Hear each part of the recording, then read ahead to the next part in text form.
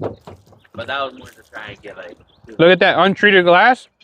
You get all the beading to this one that we just polished. Yeah, your face is Water comes right off. Nothing stays on there.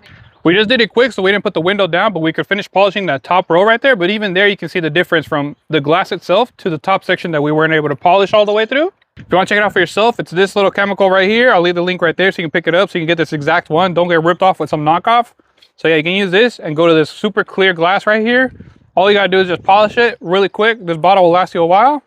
It comes with its own applicator pad. So yeah, check it out. I'll leave the link right there. Pick it up for yourself.